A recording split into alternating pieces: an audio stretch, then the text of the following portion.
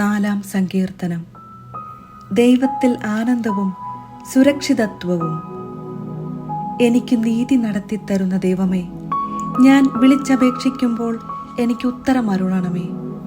ഞെരുക്കത്തിൽ എനിക്കങ്ങ് അഭയമരുളി കാരുണ്യപൂർവം എൻ്റെ പ്രാർത്ഥന കേൾക്കണമേ. മാനവരെ, എത്ര നാൾ നിങ്ങൾ എൻ്റെ അഭിമാനത്തിന് ക്ഷതമേൽപ്പിക്കും? എത്ര നാൾ നിങ്ങൾ പൊള്ളവാക്കുകളിൽ രസിച്ച് വ്യാജം അന്വേഷിക്കും? കർത്താവ് നീതിമാന്മാരെ തനിക്കായി തിരഞ്ഞെടുത്തിരിക്കുന്നുവെന്ന് അറിഞ്ഞുകൊള്ളുവിൻ. ഞാൻ വിളിച്ചപേക്ഷിക്കുമ്പോൾ അവിടുന്ന് കേൾക്കുന്നു. കോപിച്ചുകൊള്ളുക, എന്നാൽ പാപം ചെയ്യരുത്. നിങ്ങൾ കിടക്കയിൽ വെച്ച് ധ്യാനിച്ച് മൗനമായിരിക്കുക.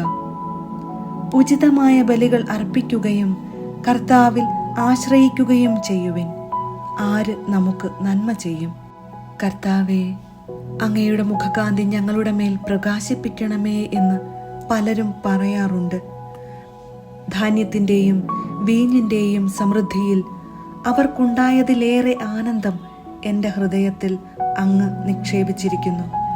ഞാൻ പ്രശാന്തമായി കിടന്നുറങ്ങും. എന്തെന്നാൽ കർത്താവേ, അങ്ങ് തന്നെയാണ് എനിക്ക് സുരക്ഷിതത്വം നൽകുന്നത്.